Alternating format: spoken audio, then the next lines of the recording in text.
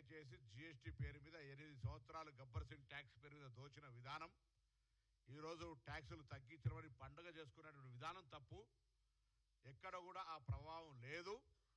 మొన్ననే నిర్మలా సీతారామన్ గారు వైజాగ్ వచ్చినప్పుడు 6 నెలలల్లా 22 లక్షల కోట్లు సంపాదించడం ట్యాక్స్ పేరు మీద అని చెప్పినటువంటి వ్యక్తి ఇవాళ రాష్ట్రాల దేశంలో ఉన్న ప్రజలందరికీ మేము ఏదో గొప్ప మెహర్బానీ చేసినాం, మేము ఈ దేశంలో ఈ ప్రజలు బతకడానికి మరొక విప్లవాన్ని, ఆర్థిక విప్లవాన్ని తీసుకొచ్చినాం.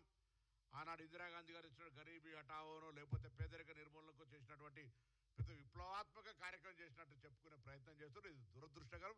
రాజకీయాలు ఇంత దిగజారుడుతనం ఉంటుందని నేను అనుకోలే.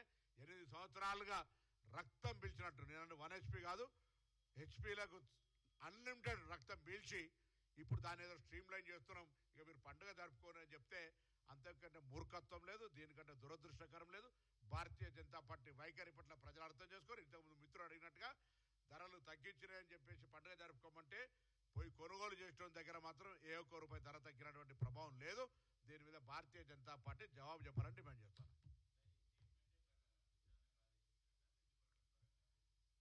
డిపార్ట్మెంట్ నేను చెప్తే ఇప్పుడు దానికి సంబంధించినటువంటి ఎవరైతే ట్విట్టర్ల ద్వారా ఇతరత్ర ద్వారా ఫిర్యాదు చేసిరో నా శాఖకు స్పందించి నేను రెస్పాండ్ అయ్యి నా ట్రాన్స్పోర్ట్ కమిషనర్కు సూచన చేస్తా ఉన్నా. వెంటనే ఆ వాహనాలకు సంబంధించిన అంశం మీద ఫ్యాక్ట్స్ బయటికి